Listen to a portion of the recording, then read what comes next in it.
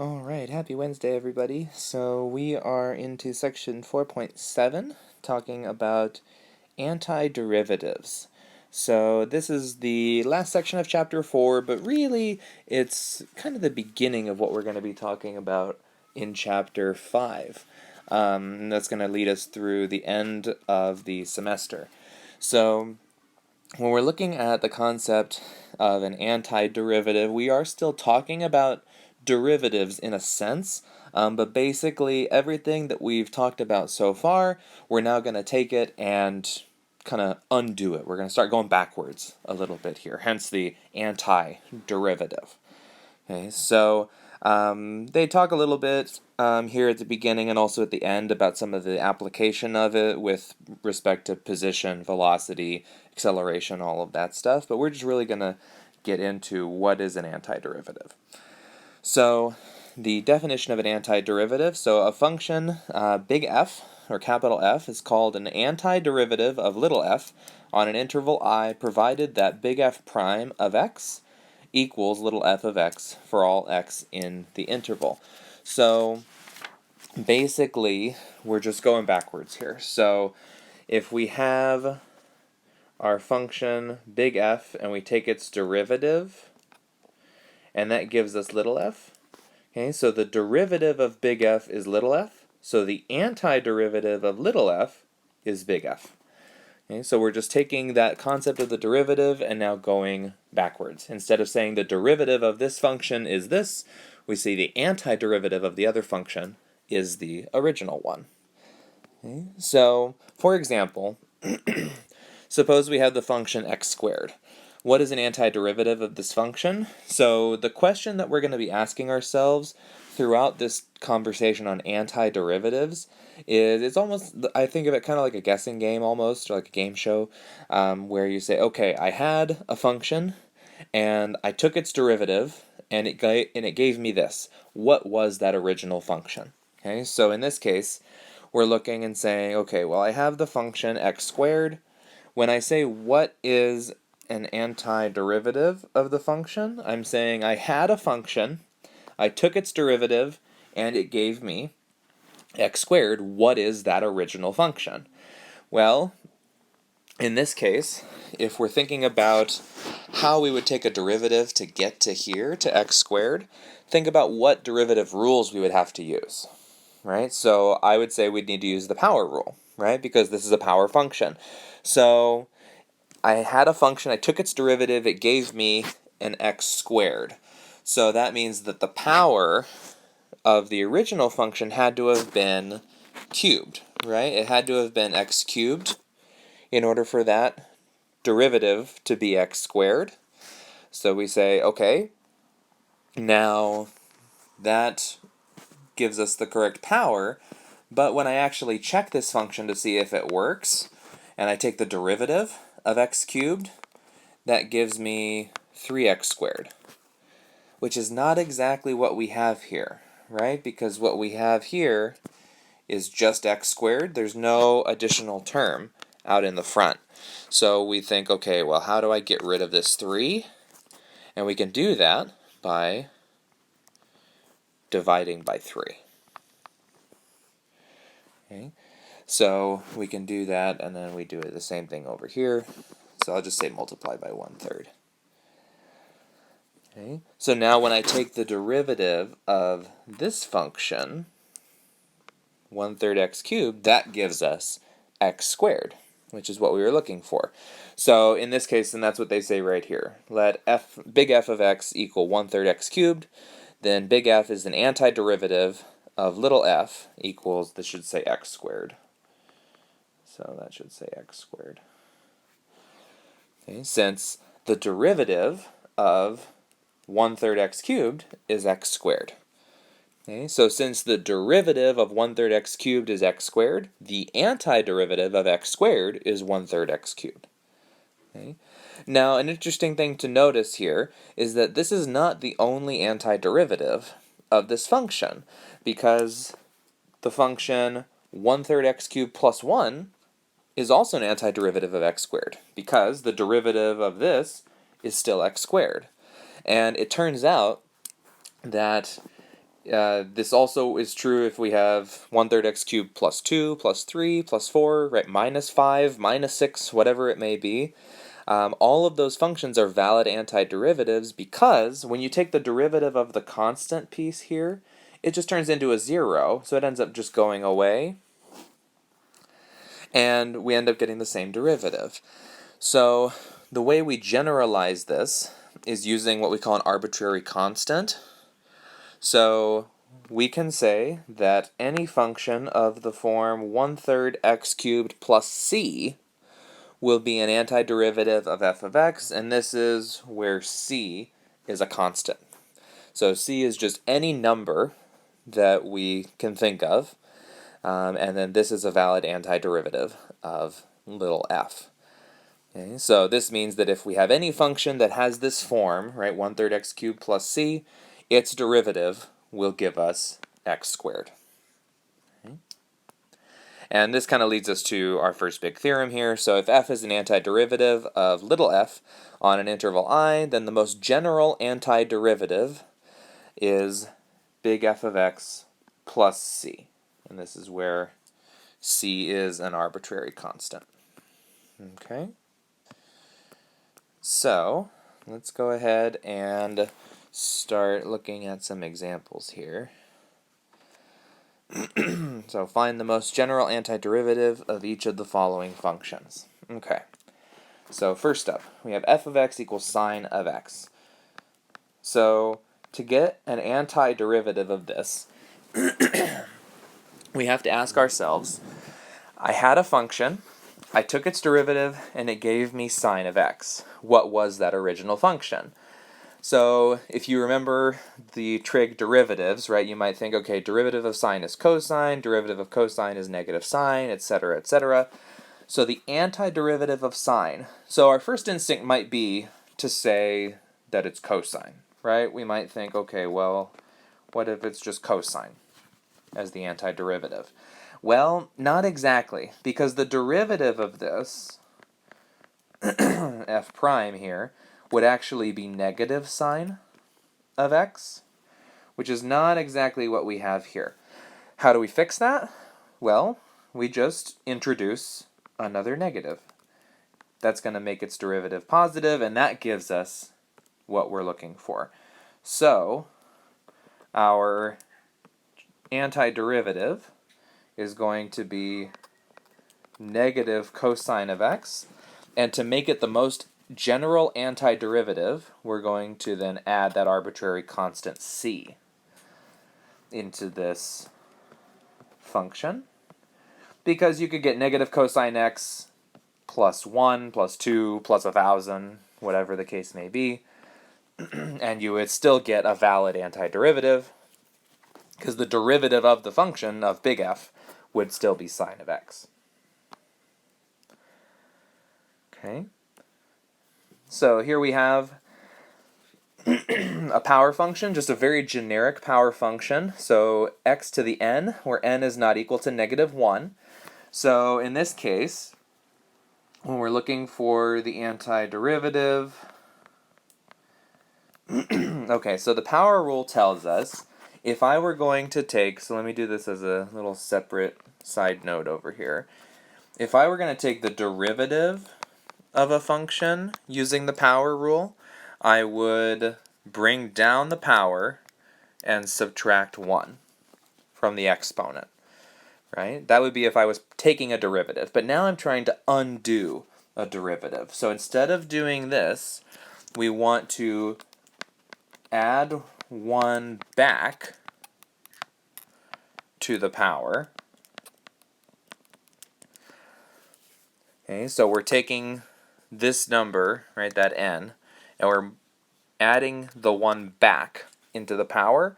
And in order to get rid of this coefficient, we have to divide by it. So we're going to divide by that number. Okay. So in this case, where we have x to the n, I need to add 1 back up to the power. So that's x to the n plus 1. and then I need to divide by that same number, like that. And this is actually our general formula for the antiderivative of a power function. Okay, and you can always check this, and I always recommend whenever you're doing these antiderivative problems, you should always go in and check and just make sure that when you take its derivative, you do get back to what you're supposed to get. So if I take the derivative of this, I bring down the power, right? Subtract 1, and then that's still over n plus 1. Those would cancel as they're supposed to. The 1s would cancel, and that leaves us with x to the n. Okay, so this would be, and then can't forget that arbitrary constant, because it could be added in there and would still give us the same derivative. So that would be our general antiderivative of the power rule, okay, or of a power function. Now we have a more special case. So we saw in the previous example that power rule undoing worked for any power of x except for -1. That's what this is. So this expression right here, this is the same thing as x to the -1 power. This one we don't have a power rule for, because if you try to take the antiderivative of this as a power function, it's not going to work. This one is actually one of the special ones that we just need to know. So think about this. Think about what you remember from your derivatives. I had a function. I took its derivative, and its derivative was 1 over x. What was the original function? Okay, so what function has a derivative of 1 over x? Okay, so hopefully you remember, but this is the natural log function. So this is ln.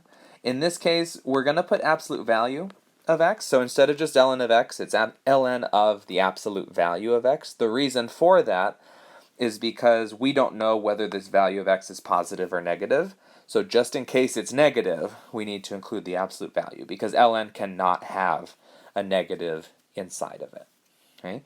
So that's our antiderivative, and then we add that arbitrary constant to make it completely general, right? To include all possible antiderivatives of this function. Okay.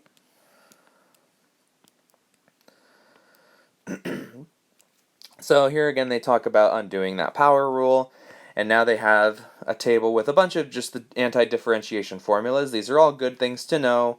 So we have here undoing the power rule, right? That's the first one. We have the natural log. The derivative of e to the x is e to the x. So the antiderivative of e to the x is also e to the x.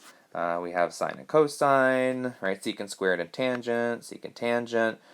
Some of the inverse trig ones here as well.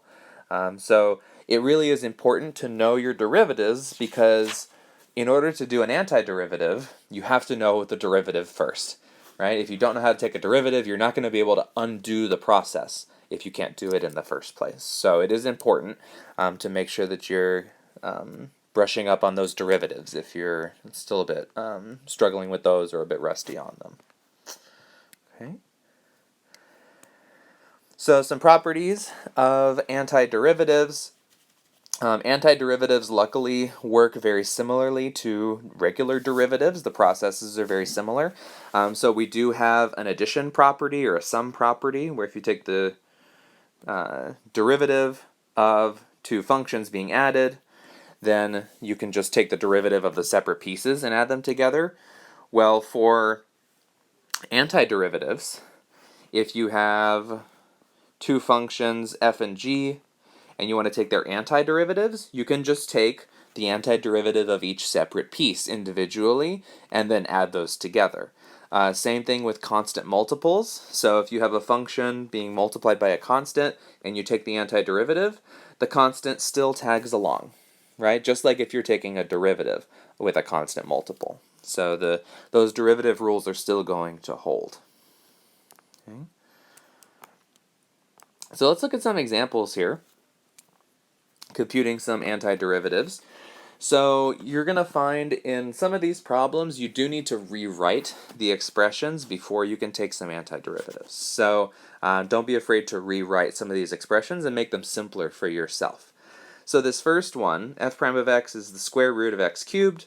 So in this case, the antiderivative, we need to undo the derivative rule that's being applied here.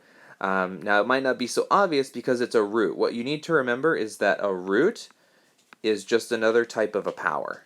Okay, it's a fractional power. So this is the same thing as x cubed to the 1/2 power, right? That's the square root. And you can combine those into a single power. This is just x to the 3/2 power. Now this we can undo the power rule with. Okay, so to take the antiderivative, we're going to add 1 into the power, so x to the 3/2 plus 1 over 3/2 plus 1. Let's go ahead and combine 1, that's the same thing as 2/2, if we want to rewrite it like that. Right, that's 2/2. So this is x to the 5/2 over 5/2. Or multiply by the reciprocal to get rid of that complicated fraction. We have 2/5 x to the 5/2. And then plus c. And that would be our general antiderivative. If you wanted to rewrite this as a root, that's fine. So you could do 2/5 times the square root of x to the 5th plus c. That would be fine too. Nothing wrong with that. Okay. So it is important to recognize which rules we're using. And for right now, we're pretty much just sticking with the power rule for a little bit, because taking antiderivatives of more complicated functions, sometimes they're just not even possible, but other times they're so complicated that it's not something that we're going to work with right now. One example is part B. So if we were trying to take the antiderivative of this, so you see we have a quotient here. So your first thought might be, I want to undo the quotient rule. But undoing the quotient rule is not really applicable. It's not really possible, generally speaking, right? We might have some specific cases that we can work with it, some more high-level antiderivatives we can take, but the quotient rule, there's no nice way of undoing it. So what we can do with functions like this is play around with them first, try to simplify them, and then take an antiderivative. So notice, these are both over a common denominator of x cubed. I'm going to split this up into two separate fractions. All right, still both over that same denominator. And then do a little bit of cancellation. So I get an x cubed with an x cubed. So that's just 4. And then x squared with 2 of these factors of x. So that just leaves us with 1 over x. Okay. So this is an equivalent function to this one. So we can go ahead and take the antiderivative of the simpler one instead. So the antiderivative of 4, so I had a function, I took its derivative, and it gave me 4. That means the original function must have been 4x. And then plus the antiderivative of 1 over x, that's ln of the absolute value of x, and then plus the arbitrary constant c. Okay.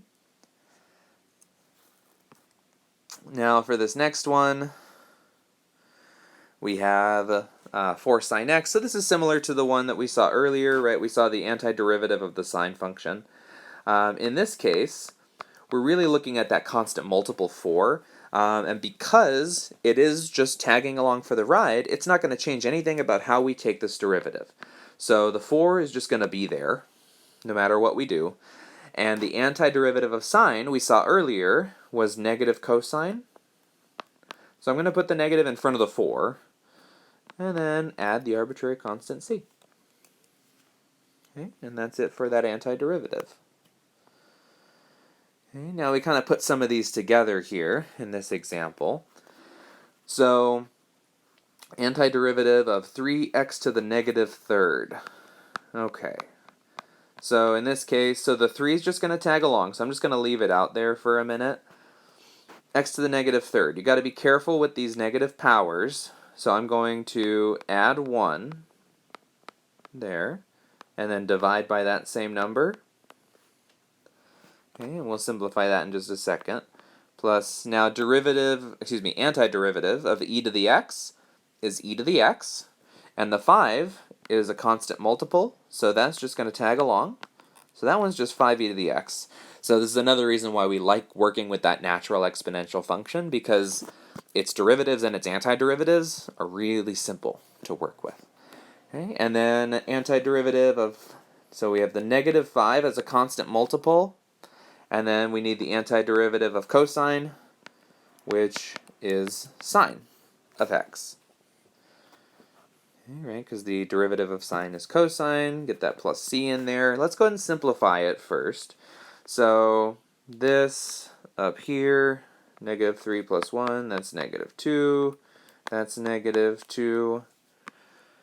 So this is going to give us negative 3 halves x to the negative 2 plus 5e to the x minus 5 sine of x plus c. And then ordinarily, I wouldn't advocate leaving a negative power in your answer, but because that was given to you in the problem that way, then that's okay to leave it in the same way that they did. Okay. Here we have another example. So find the most general antiderivative of this function. This is another great example of needing to simplify first. So this one's already pretty much as simple as it's going to get, but this expression can be simplified quite a bit. So let's do that first. So f of x, that's going to be 4 sine of x. Split this up over this common denominator, so that's 2x to the 5th over x minus square root of x over x. Okay, this one, cancel one of those factors of x. And then this one, we've seen examples like this before, so this one, let me do this as side work over here. So root x over x, that's the same thing as root x squared, right? That's what x is the same thing as. So one of those is going to cancel with one of those. That leaves us with 1 over root x, like that. So this is 4 sine of x plus 2x to the 4th minus 1 over root x. But to write this in a way that we can take an antiderivative of easily, I'm going to rewrite this again, because 1 over root x is the same thing as 1 over x to the 1/2, and rewrite that as just a standard power. That's going to be x to the negative 1/2. That gets rid of the fraction. So here we have 4 sine of x plus 2x to the 4th minus x to the negative 1/2. Okay, now we haven't taken any antiderivatives yet. This is just the original function still, right? We're just setting it up. But this anti-differentiating this is going to be so much easier than trying to figure this one out at the top. Okay? So let's go ahead, get this antiderivative of each of these pieces. Okay, so let's just do this. So antiderivative of sine, well, we've seen this again several times here, but this is just going to be negative 4 cosine of x, okay, plus antiderivative of 2x to the 5th, so, or excuse me, 2x to the 4th. I tipped my hand already, but we add 1 to the power, right? That becomes a 5th power, so it's x to the 5th divided by 5, so that's going to be 2/5 x to the 5th. And then minus, I'm going to add 1 to the power on the x, so that's going to be x to the negative 1/2 plus 1 over negative 1/2 plus 1. So this is the same thing as 1 minus a half, right, which is 1/2. So same thing, this is 1/2. So that's negative 4 cosine x plus 2/5 x to the 5th minus, so this is x to the 1/2 over 1/2. To simplify this, instead of dividing by 1/2, I'm going to just take the reciprocal, right? Multiply by 2. So this is going to be negative 4 cosine x plus 2/5 x to the 5th minus 2, and then x to the 1/2, that's just the square root of x. And then, of course, plus the arbitrary constant c. Okay. So that's going to be our general antiderivative here.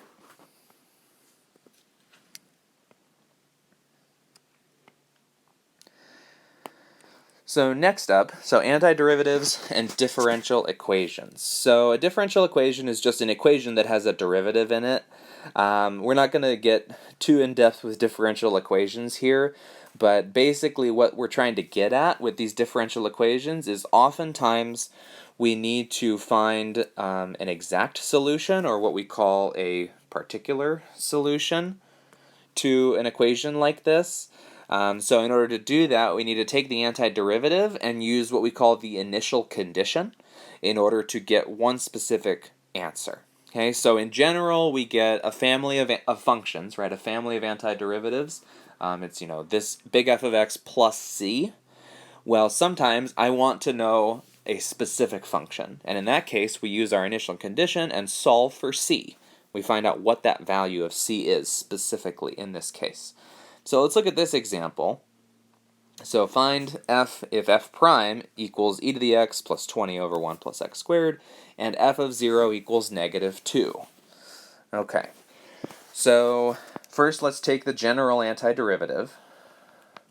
So antiderivative of e to the x is e to the x. This one, the 20 is a constant multiple. I'm going to leave it out. Then we have the antiderivative. If I bring the 20 out here, that's just a 1 now. 1 over 1 plus x squared. That is the derivative of some function, right? What function has that as its derivative? If you go back and look in the table, you'll see it there. That's the inverse tangent function, or arctan, of x. And then plus that arbitrary constant c. Okay, so this is our general antiderivative, but if we want to get a particular solution, I don't want just any antiderivative, I want the one specifically where f of 0 equals negative 2. So this we can do by just getting f of 0, so that's e to the 0 plus 20 times inverse tangent of 0 plus c, so that equals negative 2. And now solve for c. So e to the 0, that's 1, plus 20 times inverse tangent of 0 is 0, plus c, plus c equals negative 2. So that's a 0. Subtract the 1 over here. We get c equals negative 3. So our particular solution to this differential equation is going to be f of x equals e to the x plus 20 times inverse tangent of x minus 3. Okay, so that's the antiderivative that specifically satisfies this initial condition up here, is the one that has that negative 3 as its constant value added on there. Okay.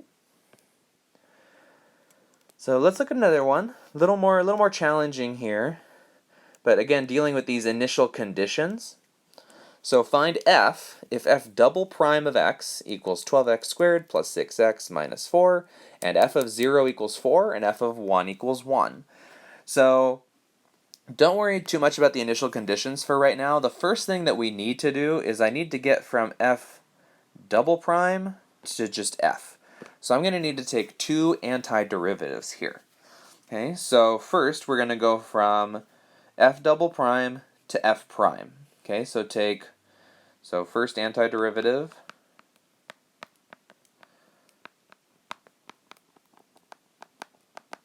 Okay, so let's get that. So that's going to be f prime. So we're just going down one derivative here. Okay, so 12x squared. So we're going to add 1 to the power and then divide by that same number. The way that I like to think about it, and this you can choose whether or not to do this if this is helpful for you. I like to think, okay, the power that I need up here is going to be 3, right? Because it was 2, so when I add 1, it's going to be 3. This coefficient here has a factor of 3 in it, so I'm going to go ahead and pull a 3 out of here and use that and bring it up into the power. So that's going to give me my x cubed. And once I've taken the factor of 3 out of this, what do I have left? Well, I have a 4 left. So that gives me 4x cubed. Right? Now, if you wanted to do this kind of more technically, you would get x to the 2 plus 1, right, times 12, over 2 plus 1. That would give you 12x cubed over 3. You would cancel the factors of 3, and that would give you 4x cubed, like that. So you would get the same thing doing that formal procedure, but I do like to just be able to, if there's a factor there, I'm just going to pull it out of the coefficient so that we don't have to worry about that. Okay, so let me get rid of this part. So for the next one, let me go ahead and actually do the same thing. So this was a first power, so now it's going to be a second power. So I'm going to get a factor of 2 out of the 6 and bring it up.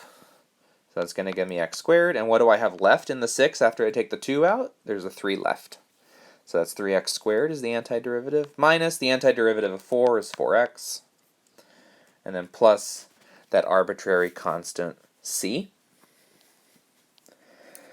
Now we have f prime, but that's still not going to do us any good because we need f.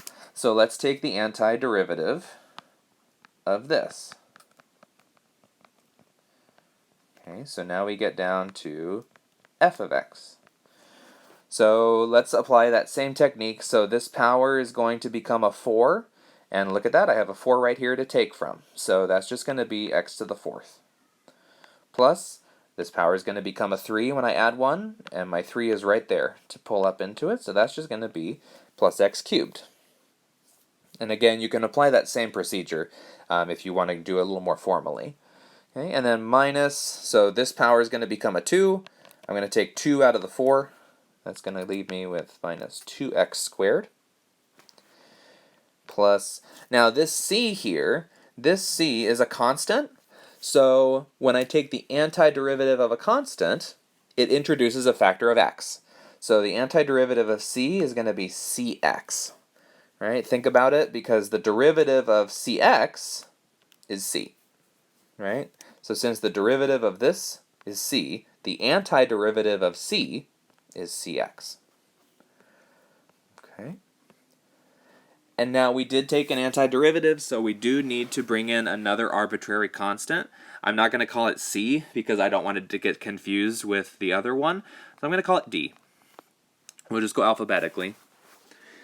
So what we have here, this is our most general version of the antiderivative for this function. Now we want to satisfy these initial conditions. F of 0 is 4, f of 1 is 1. In order to do that, we're going to start plugging in. Okay? So let's go ahead and plug in f of 0 first. So f of 0, that's going to be 0 to the 4th plus 0 cubed minus 2 times 0 squared plus c times 0 plus d equals, we said this was 4, I believe. Yep. So this works out pretty nicely because that's just 0, 0, 0, 0. So we get d equals 4. Okay, so that gave us one of the two constants that we need. And then the other initial condition we had was that f of 1 equals 1. So f of 1, that's going to be 1 to the 4th plus 1 cubed minus 2 times 1 squared. Oops. plus c times 1 plus 4, right, because we know what d is now.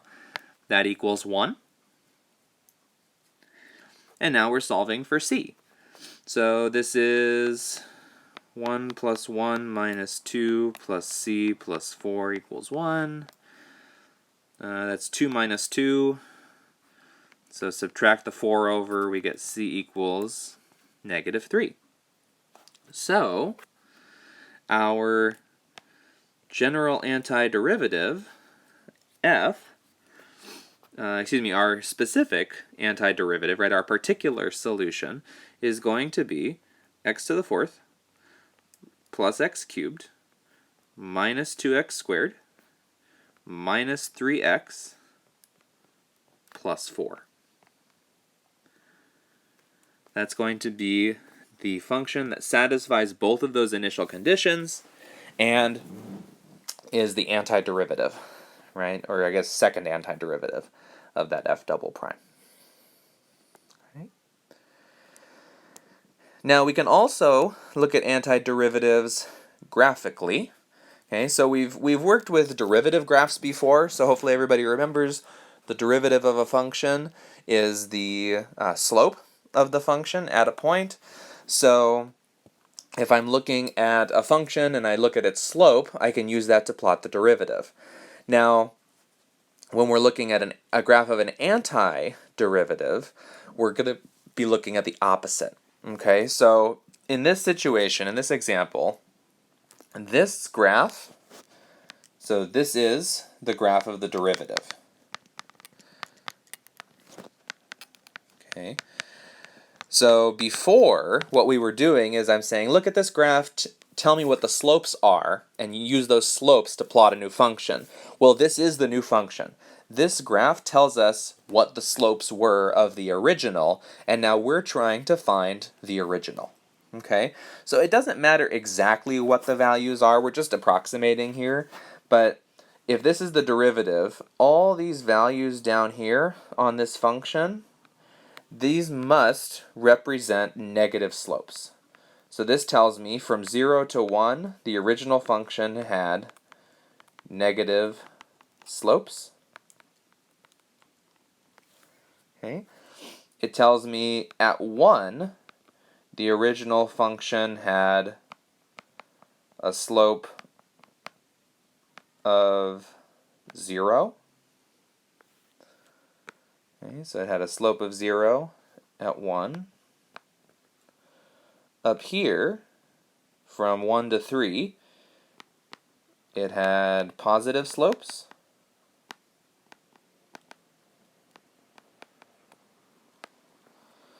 And then again at 3, it had a slope of 0. And then from 3 onward, it had negative slopes again that were getting more and more negative, but then started getting less negative. They started getting closer and closer to 0 again. So let's see if we can come up with what the original function looks like based on this information. Okay, so we know that f of 0 equals 2, so let's just plot that point first.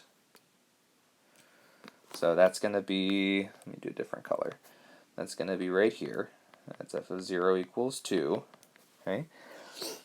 Then what was the function doing? The function had negative slopes until 1, when the slope became 0. So we're going to have negative slopes until 1, when the slope is 0. So it flattens out at 1. Then we had positive slopes that are getting more positive until 2, and then becoming less positive. So still positive, but getting closer to 0 now. So we're getting now positive slopes. They get more positive until 2, and now they start to get less positive until 3, and 3 is where we have another 0 slope. So again, right here we have another 0 slope. And then the slopes are all negative, getting more negative until 4, and then less negative. So they're turning the corner, right? They were 0, now it's getting more negative, more negative, more negative until 4. And now they're still negative, right? These are still negative values, but they're getting less negative. They're getting, closer and closer to 0 as we go. So notice my slopes are starting to flatten out a bit. They're not getting perfectly horizontal here, but they're getting closer to 0 as we go. So that would be a rough sketch of what the antiderivative graph would look like based on that one. So again, if we go back to kind of our original way of thinking here, where we look at the slopes of this one, right? The slopes of this one, right? We have tangent line, negative slope, 0 slope. And that's what our derivative shows, right? Negative slopes here, and then a 0 slope here, and then et cetera, et cetera. Right? So we're just kind of going backwards here. We're looking at this in reverse, right? Instead of saying, here's the graph, what are the slopes? We're saying, here are the slopes, what was the graph? Okay? So that's kind of a visual interpretation of the antiderivative. Okay? So the last thing that they want to talk about here, we're not going to spend a lot of time on this. They just are talking about motion. So we saw in the past that velocity is the derivative of position. So we've seen, right, velocity is the derivative of position. So in the context of antiderivatives, this means that position is the antiderivative of velocity. And similarly, since the acceleration is the derivative of velocity, that means that velocity is the antiderivative of the acceleration. Okay, so again, just kind of changing our perspective, we're moving kind of back up that derivative ladder, so to speak. So if we know the acceleration, we can get the velocity. If we know the velocity, we can get the position now by taking antiderivatives. Okay. And then they have an example here. We're not going to take the time to do this one, but it's just kind of hitting that same concept. So that's it for section 4.7. That's our introduction to antiderivatives. We will be working more with these throughout the rest of the semester in chapter 5. It might seem a little weird when we start chapter 5. You're thinking, where's the connection to this topic? But don't worry, we will be coming back to this, and we will be using this throughout the rest of our calculations. So that's it for 4.7, and I will talk to you guys next time.